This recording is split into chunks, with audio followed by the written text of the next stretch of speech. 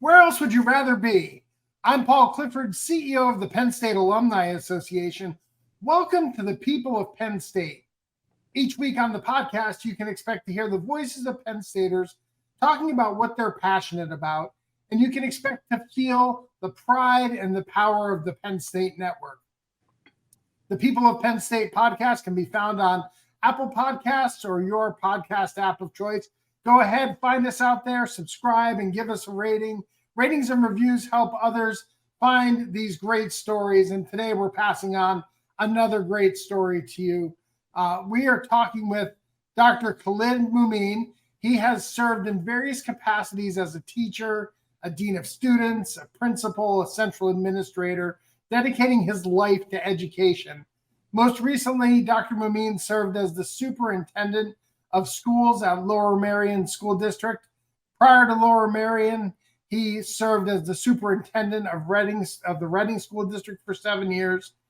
Beginning as a secondary English teacher in Scotland, Pennsylvania in 1997, Dr. Mumin rose through the leadership ranks of the education system here in Pennsylvania.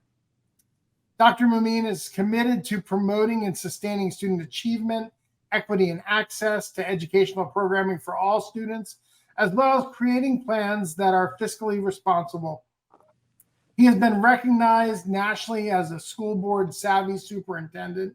In 2021, he was named Pennsylvania Superintendent of the Year, and now he serves the state of Pennsylvania as our Secretary of Education. He owns a doctorate from the University of Pennsylvania. He has his master's from the Pennsylvania State University, a bachelor's degree from Shippensburg, and an associate in arts from Northeast Christian Junior College. Welcome to the podcast, Secretary Khalid Mumin. How are you? I'm fantastic, Paul. Thank you so much for having me today. You know, I think the way we got connected, I think, is a great Power of Penn State story, right? We have a mutual friend. We'll give him a shout out right now, Marcus Lingenfelter. Yes. But I think that just speaks to how, Penn State and this university continues to bring people together who may not have otherwise crossed paths. Yes, fantastic. You're absolutely correct. And I think that's the power of connectivity and, of course, our alumni association with Penn State, which makes us so valuable, not only in the Commonwealth of Pennsylvania, but when we look at an alumni being the first international alumni in the world, Penn State, we are. Absolutely. I want to dive right into your story. I see over your right hand shoulder, my left side, and then your left hand shoulder, your diplomas from Shippensburg and from Penn State. Let's start with, how did you be? I'm also a Paschy grad. I went to Bloomsburg as my undergrad. But tell us how you became a Penn State Nittany Lion. Oh my goodness. And Paul, thanks for revealing that fact that you are a Bloomsburg Husky first. Shippensburg University here, the Raiders. But my introduction to Penn State was quite clear and concise. I became a teacher. And when I became a teacher in my first year teaching, I wanted to understand classroom management, getting to know my student demographics, and basically how to teach, pedagogy and instruction. I had a mentor at the time, and that was Dr. Linda Estep, who was the superintendent of Central York School District. When I asked, where do you recommend that I go? She said, you should go to Penn State. And at the time, it was Penn State York that I attended for my curriculum and instruction master's degree.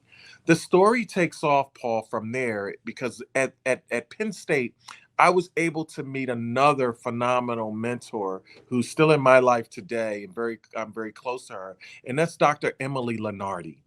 And Dr. Emily Lenardi led me on the trail to becoming a principal via principal certification through Penn State Harrisburg and Penn State Maine. So it's a story of mentorship and listening to those phenomenal mentors that helped me to really chart my course, especially to Penn State. So shout out to everyone listening from Central York. The current president of the Penn State Alumni Association, Anand Ganjam, is a proud graduate of Central York High School. So Central New York is represented well in the Alumni Association. Yes. You went to Penn State as a graduate student, and you continued to teach at the time. Yes. What was that experience like? How did you feel part of the Penn State community? I know you started off the show. Did you feel that we are spirit as a graduate student? Absolutely, because it's almost like I would say a rite of passage, especially on any Penn State campus. There's no way that you can enter into a building on the Penn State campus without huddling around the NITME line. And I'm talking about this with alumni, with professors, and you're basically understanding the feeling and the pride of what it means to be a Penn Stater. So yes, we were encouraged to be involved in activities at main campus. At State College, we had access to tickets, we had access to the arts, and also again, we're talking years ago, Paul. Years ago, we had to lean on State College for our research. Right. For our research. I mean, these are the days of when the internet was or social media was brand new. We were still dealing in MySpace. So, the MySpace engine. So, State College played a prominent part in those roles at or those roles at Penn State York. And again, moving into the certification process for principal, we had to be at State College. We had to be at State College like twice a month.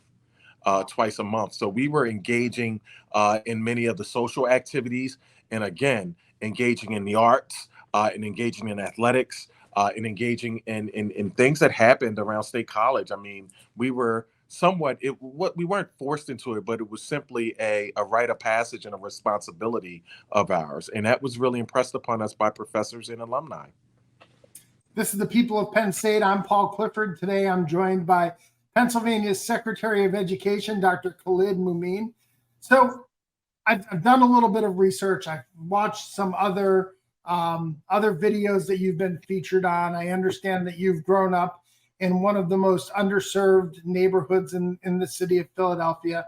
I didn't want to gloss over the Northeast Christian Junior College piece of your background, but can you talk a little bit about how education became kind of an avenue to you to kind of lift you up out of that resource, that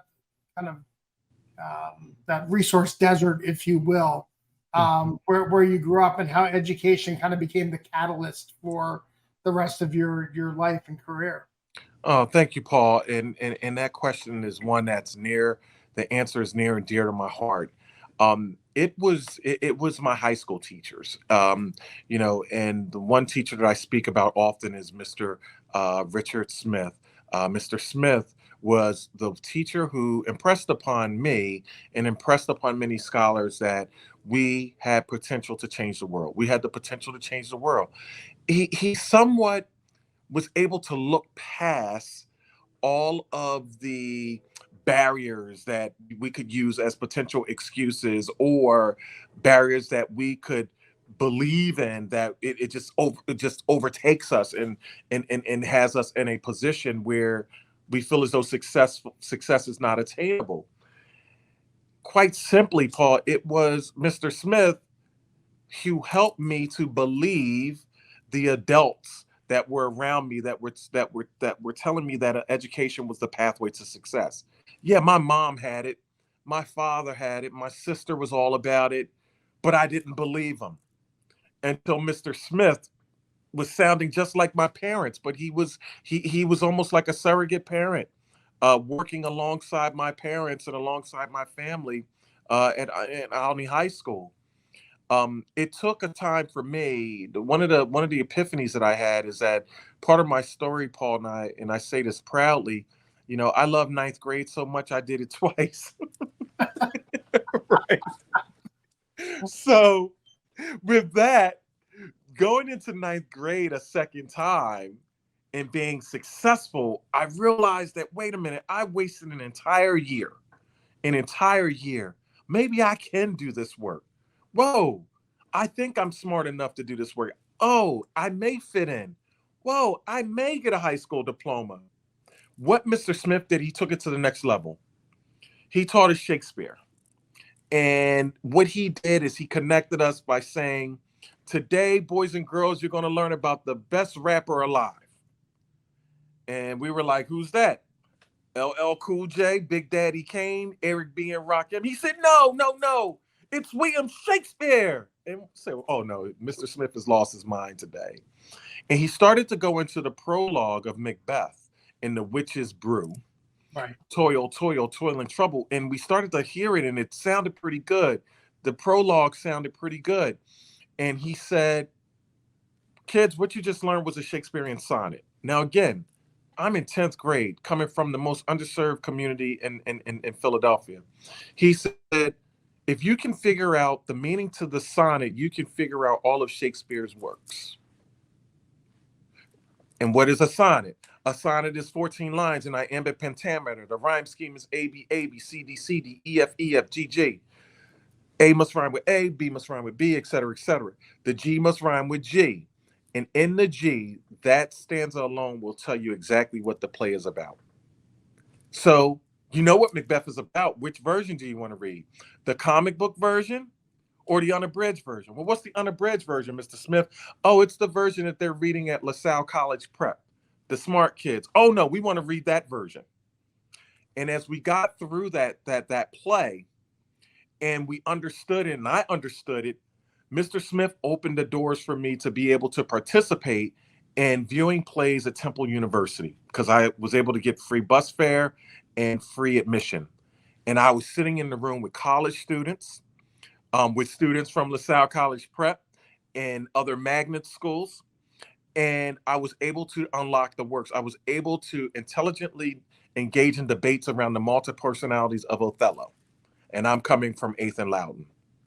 That was the kicker, where I said, wait a minute, you know, my clothes may be a little tattered, my pockets may be empty, and I may have free tokens in my pocket to catch public transportation, but my mind is on the same accord as these kids and these young adults. That's the least common denominator. It's education providing access to more information and access to greater education to be successful. He sold the Kool-Aid and I brought it.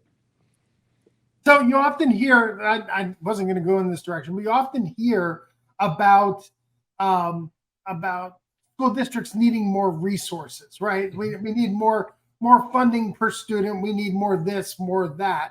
But when I listen to your story, it really starts with having quality educators who truly care about the students in the classroom, right? I mean, you could have gone to LaSalle Prep, right? And not have had that same kind of experience because you didn't have that kind of educator in the classroom. Would you say it all starts with the person in front of the room? Absolutely. Teachers are the number one factors in student success, period.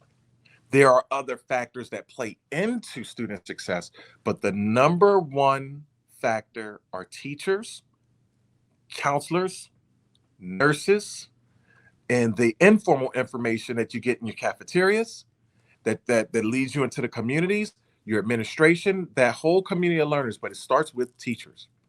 The reason why it starts with the teachers is because they have the most face time, forward-facing time with the students, and they have the opportunity to prove their authenticity and care with kids.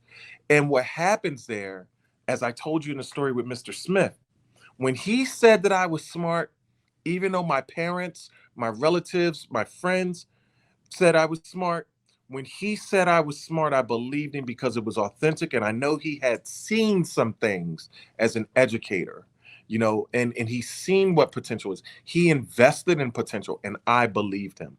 Teachers are the number one factor in force. So then you decide to become a teacher, that second grade classroom in Scotland, down in Scotland, PA. Talk a little bit about your career from Scotland to Lower Merion, and from the lens of the impact that you thought you could have on students, either in front of the classroom as a principal and then as a superintendent. Yes, sir. Paul, first and foremost, I had great teachers and a phenomenal guidance counselors and a great basketball coach when I was in high school. And I went to a high school in a very urban setting, in Philadelphia.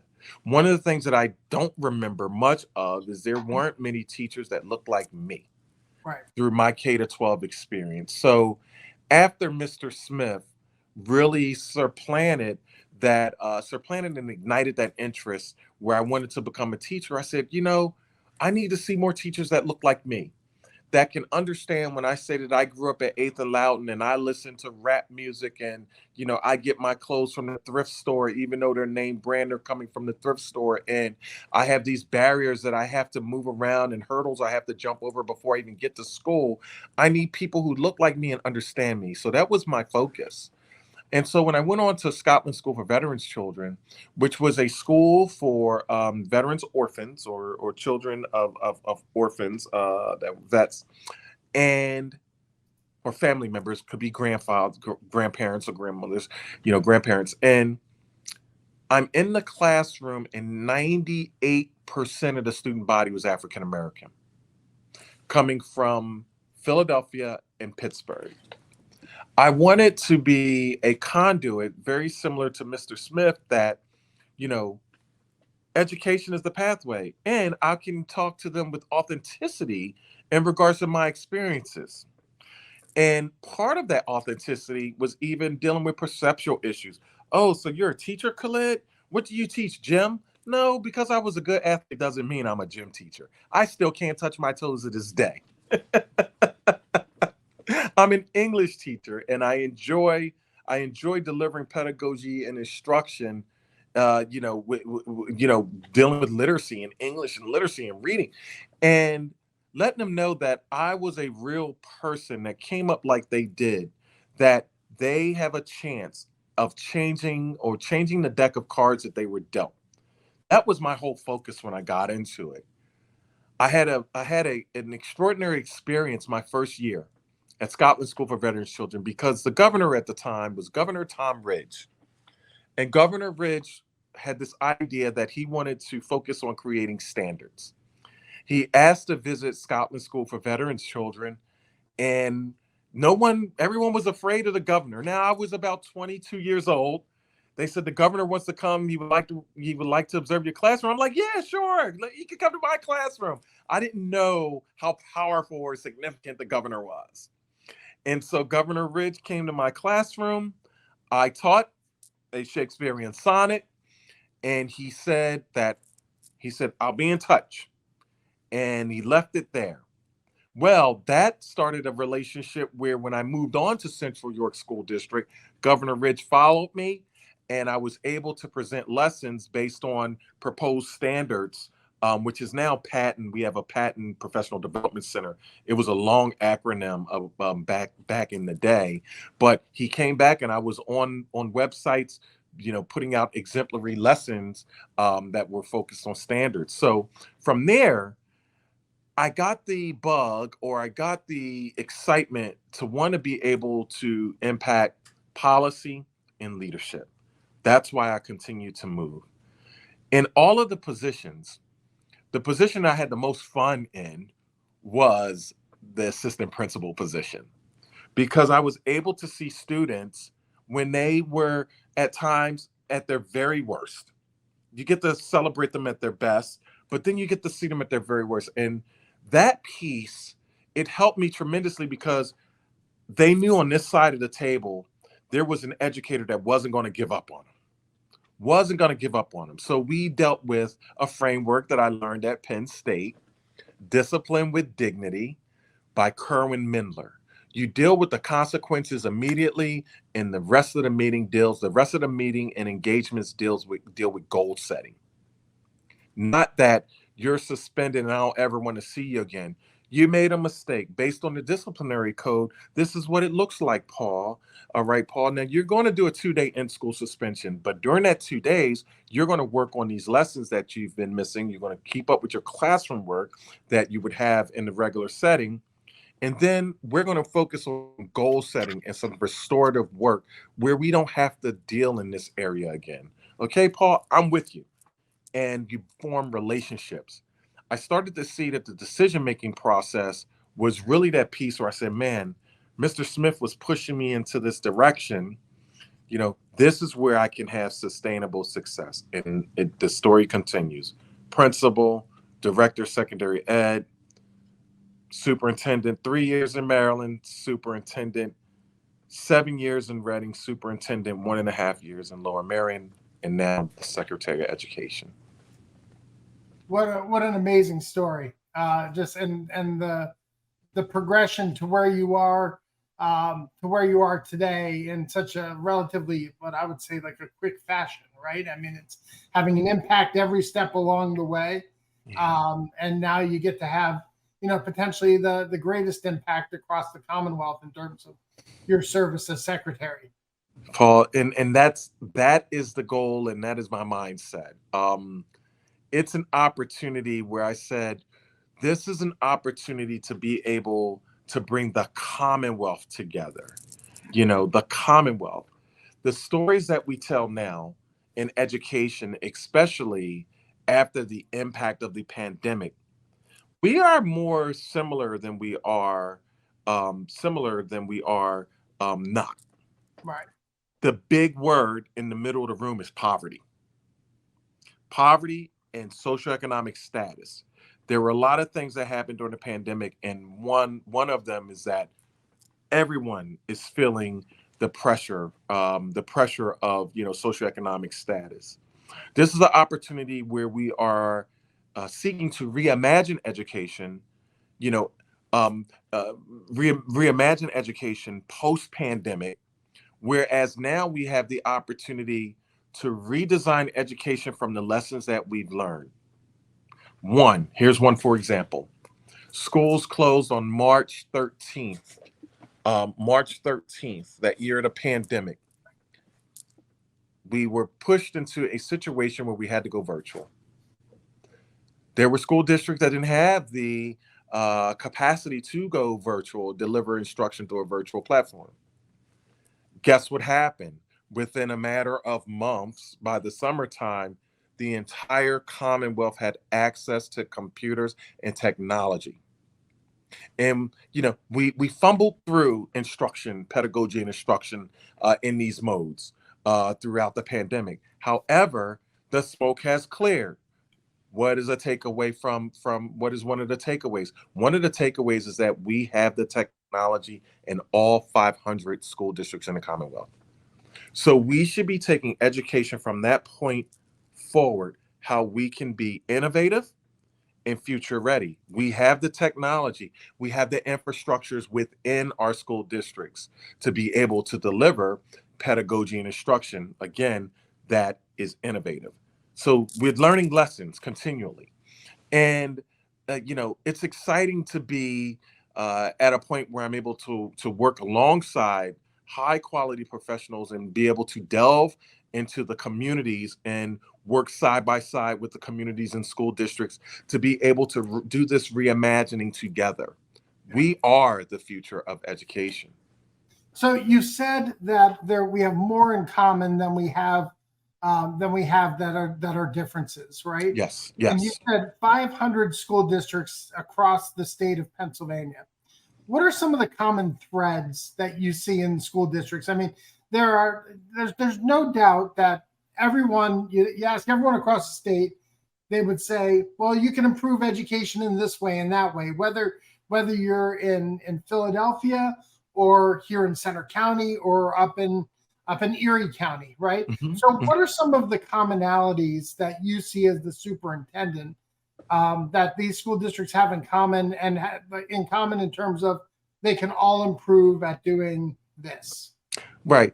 I'll say one thing, and I'll stick with this one thing because it's so broad.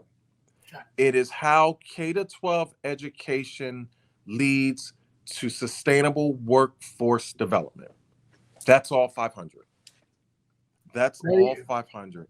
There you go. And you would probably lump in the PASHE schools into that, and you'd probably lump in higher education into my goodness, development, right?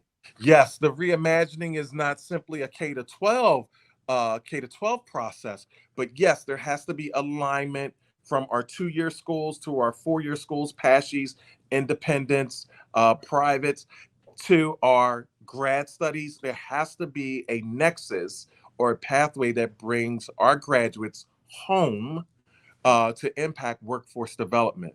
Whether it's 2 years and you're right out into the field working immediately in the workforce, whether it's 4 years, whether it's 6 years, or you have a specialized area and it's 8 years as a doctor, we want you here in Pennsylvania. One of the things that drives me, and one of my colleagues, Taj, who's on this podcast, you know, one of our team members that works closely in his department, in his office, tells a story that resonates with me deeply. And that story is this. When I came through the education system, it was college or bust. Right. College or bust. I'm a 70s baby. So it's college or bust. And at 1990, you got to be going to college. Now, I had some distinct advantages.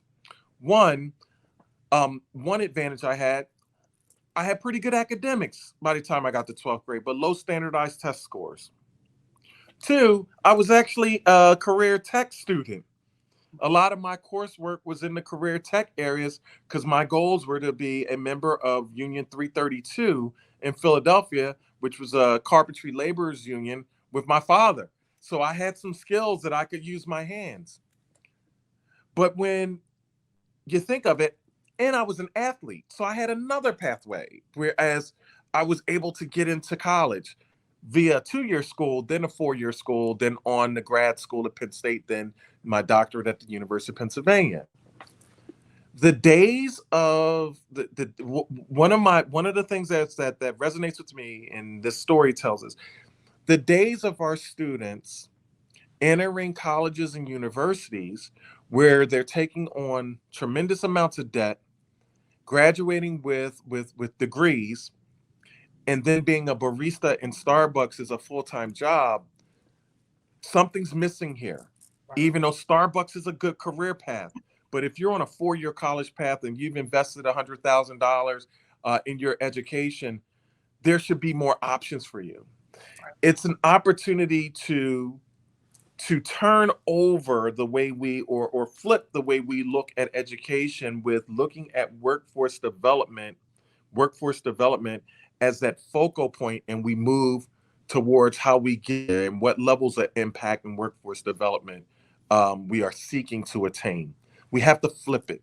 It's not let me get a degree and figure it out. It should be I'm working on these skills and I'm working on this degree because it's going to map onto this job with Lockheed Martin when I graduate, because Lockheed Martin is going to be involved in some of the community, some of the projects, some of the volunteer work. I'll be engaged at Lockheed Martin and they will hire me because they need me within this workforce. And I'm using Lockheed Martin as an example, as they have different sites throughout the Commonwealth. So, that's the goal. And, that's what makes this very exciting, if we can figure this Rubik's Cube out together in a short amount of time. Now, along the way with being a superintendent and principal and, getting your master's and your doctorate, you wrote a book. You wrote a book called Problem Child: Leading Students Living in Poverty Towards Infinite Possibilities of Success. Yes. So first of all, the title's provocative, Problem Child, right? When you think of the, you and I know about the school to prison pipeline, right? And how that's a very real thing. Tell me about Problem Child. Well, it's an autoethnography, which means that it is a text which talks about my upbringing and maps it onto my practice and how I make decisions, or how I've made decisions throughout my career. Quite simply, it tells the story of a young man growing up in poverty that, there were a lot of things happening, and, there were so many doors. What's behind door number 1, door number 2, and door number 3? I got lucky and I chose door number 1, which was education. Now, looking at, and I talked about this earlier, being retained in ninth grade, and then staying on track and not dropping out. The further I go, the more of an anomaly I become. So I tell the story of these are the supports, the guardrails, the mentors that I had. And if I didn't, the title problem child or the moniker problem child would have been my lifelong moniker. It's that it's simply it's almost like looking at the data and looking at where I grew up and looking at who's successful, who's successful and who's not, who's alive and who's deceased. You know, there are specific pathways and there are people that I look to as almost they're like beacons of hope. They're angels. They are people who are basically on the sideline while you're running this marathon of life, and they're throwing you your proteins and your nutrients to keep you focused. I took that energy, and as I talked about earlier, I took that energy and that focus and I took it into the classroom. And then I had the opportunity to take it into leadership roles. And then I had the opportunity, now to take it into a position as a Secretary of Education here in Pennsylvania. And it comes down to very, very minuscule ideas and concepts. I create all these blueprints and toolkits that are in the text, but it all comes down to human engagement. It's engagement, getting to know one another. When it comes to students, what that means is meeting them where they are and moving them forward, you know, and having superb head and heart alignment while you do this work. There's no way, there's no way you can indulge in education or the process of educating students if your heart isn't in it. There's no way you can do it with great authenticity if your heart isn't in it.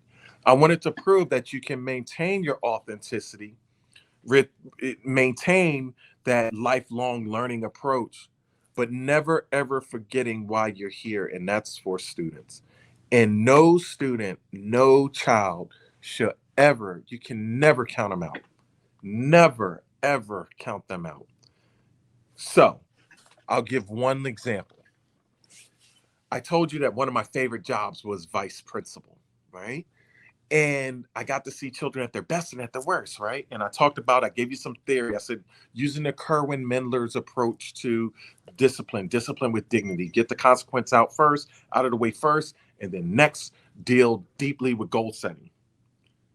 Succinctly, what it is, you know, motivating children and letting them know that you care about them. You care about them. Their success is my success. I wear that on my sleeve. If you aren't doing well, that means I'm not teaching well enough. And making sure it's almost like, when you think of athletics, the coach's responsibility is to motivate the team to win. And when the team wins, the whole team, it's the coach, the team, the managers, everyone. But when you lose, you can't blame it on the players. It's the coach's responsibility too. And I take that same approach in the classroom with the children that I was serving. So, Problem Child is just a motivating text that continually drives the point for our educators that they are important in this process. And I put it right out there, the most important factor in student success. So you were named the 2021 Superintendent of the Year. What did it mean to get that recognition, that acknowledgement from your peers? Paul, it meant everything, because it was an ode to say we appreciate what you're doing and we see what you're doing. You're in the Reading School District, one of the most underserved school districts in the Commonwealth of Pennsylvania. We believe in you, Mumin. We believe in you. We trust you. And my job was to make sure that I was able to elevate our messaging throughout the Commonwealth and bring us together and hopefully, put it out there nationally. And I was very fortunate. I was thus far the first, and hopefully that door is open, has opened. I was the first and thus far the only superintendent of the year in the Commonwealth of Pennsylvania to place nationally. I was one of four.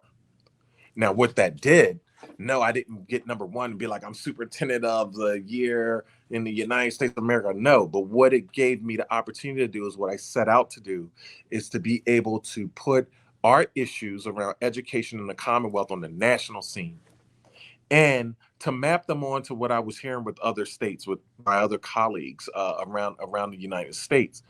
And what I found, I said, wait a minute, we have a lot of positive stuff going on in Pennsylvania.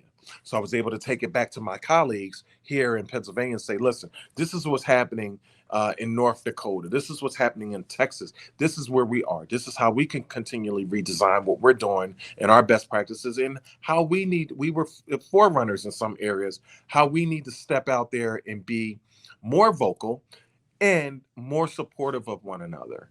And again, I was very fortunate, and very proud, and it really brought me to tears. And to this day, as I sit in this role, you know, I'm a practitioner at heart. I'm a practitioner at heart, and they know that I'm going to do what's best for the profession, and I'm always going to do what's best for the students. Students first. We work from the students' vantage points out. This is the People of Penn State podcast. I'm Paul Clifford. Today I'm joined by Dr. Khalid Mumin. He's the Secretary of Education here in the state of Pennsylvania. He's the 2021 Superintendent of the Year. So, Secretary, we like to have a little bit of fun here at the end of our podcast. Yes, sir. Where we'll ask you some quick hitter questions. So, the first one is I didn't expect going down this direction, but now that I've learned more about you, right? Playing basketball in Philadelphia, then going to play at Shippensburg, right? You were playing, I think we're about the same age, but Rasheed Wallace, Marvin Harrison, Aaron McKee, right? Hey, well, whoa. Those are dirty words you're saying. Now, Rasheed Wallace is a friend of mine. Okay. He's a close friend of mine. And actually, I am 3 years older than Rasheed. Okay. And Rasheed, we were just together for his mom's funeral memorial about a month ago, 2 months ago. Now, Rasheed's a friend. Aaron McKee, Aaron McKee terrorized me in high school. If Aaron McKee ran across the screen in this podcast, I'm running out of here. He was a talent, man. But yes, I did get to compete against Rasheed and Aaron. Marvin Harrison, I never came across Marvin because Marvin was at Roman Catholic. Right. And I didn't even come across leagues. him. They have the Catholic League in Philadelphia. Right. This was when the two leagues were separate and they didn't meet up. I didn't even have access to Marvin. Marvin in the Sunny Hill League. I'd never played against him in the Sunny Hill League or the Baker League. But he's a phenomenal athlete. Absolutely. And in my opinion, Paul, 3 Hall of Fame athletes. Oh, absolutely. Yep. Absolutely. Yep. I was looking up, I was doing some research, and I was going to start talking trash about Bloomsburg and Shippensburg, but Shippensburg seemed to own that series there during the time that you were there. So yeah, we used to take care of the Huskies a little bit. We didn't have a problem with Bloom. Right. Bloom got us my first year there. Okay. Bloom took us out in that first year, and I mean it was bad. By 30, my first year at Shippensburg, and we recovered. Well, we recovered in the home game. There we go. Home game. The away game, the Huskies took it to us. Okay, how about your favorite class at Penn State? Oh my goodness.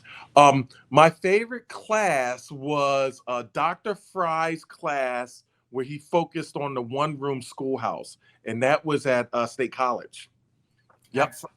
How about if you could have dinner with anyone, who would it be and why? Oh my goodness. Alive or deceased? Your choice. Oh Lord. Anyone. That's a tough one. Let me narrow it down. All right, that's deceased. He's deceased. Some people have tables of 4. All right. So All right. If we have a table of 4, I want to be able to sit down and speak with President Obama, former Okay. President Obama, because I want to understand his journey and his mindset being in the White House. I would love to sit down with former President Trump, because I want to understand his mindset and his ascension to power, because I see the President of the United States as the most powerful position in the world. Right. I want to understand, your mindset around decision making, and how do you look at all of the states? How do you look at all the states? Pennsylvania is one of the largest states in the union, right? So how do you look at the entire United States? Like, we're looking at the Commonwealth, and we got to focus on every county. How do you look at the United States as a leader, the most powerful leader in the world? So I definitely will want those two at the table. Maybe not the same table. Well, if I could bring them together at the same table and we have a conversation, I'm good with that. With that. I definitely would love to talk to Layla Ali. Okay. If I could have Layla Ali and hear some of those stories sitting at the table, that I just can't imagine. I just can't imagine. That would be a dream come true. And I'm fascinated by Serena Williams' story. Whereas I even though I believe that Serena Williams is the best tennis athlete in the world. I mean, she has the medals, she has the success to prove it. I still believe that there's a mindset that she's an underdog. She changed the game of tennis. I would love to engage just to see what her mindset was, or her mindset when she was competing on a regular basis, her mindset around preparation. I think that that's leadership. How do you get yourself ready for the big game, knowing that you're an underdog, no matter how many medals you have, no matter how many cups you have, no matter how many endorsements you have. So those 4 would be fascinating for me. All right. Well, I feel a little silly asking these next 2 questions after such a serious answer. But Pats or Genos? Oh, neither. Delisandro's. All right. How about Sheets or Wawa? Oh, I gotta go Wawa, man. I came up on Wawa. There we go. How about your favorite Penn State sport?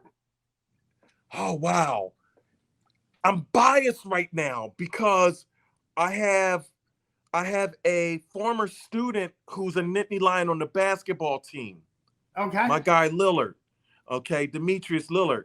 Oh, nice. But then the football team has a Berks County native that's running back, and we got to watch that young man. So I'm gonna have to do a split with both. Okay. All right. And final question, and that's brother Singleton. Nick Singleton. Oh, yep. I knew who you were talking about. Yep. And final question, your favorite flavor of creamery ice cream? Oh, and I wish I could get the deal like President Clinton when he went and got 2 scoops. All right. But I keep it basic. It's vanilla, brother. It is vanilla. And it is the best. It is the best. It is the most popular flavor sold at the creamery. Yes, I love it. And that was part of the experiences at State College. Absolutely. Yep. We got to the creamery, but I know the story about President Clinton was the only one to get a double dipper. And Secretary Mumin, we so much appreciate you taking time to share your story here on the People of Penn State. It's when alumni like you allow us to share your story that elevates the value of all Penn State degrees. And for that, we're truly grateful. Oh, man. Thank you so much for having me today. It's always a pleasure and a joy and quite honestly, an honor to be able to speak with the alumni and aspiring students and current students of Penn State. Some of the best years of my life, man. Some of the best years of my life. I want to thank our producer, Vincent Longaro. If you like this episode, I hope that you'll subscribe to the People of Penn State podcast on your favorite podcast app of choice. And while you're there, go ahead and give us a rating, drop us a like, give us a review. Tell us how much you love the People of Penn State podcast. And that also helps us spread the word to your friends and to fellow Penn Staters. If you're a member of the Alumni Association, thank you so much for your support. If you're not yet a member, what are you waiting for? Go to our website at alumni.psu.edu, and you too can become a member of the world's largest alumni association. Thanks for tuning in and all you do for the university, for the glory, and for the future. We are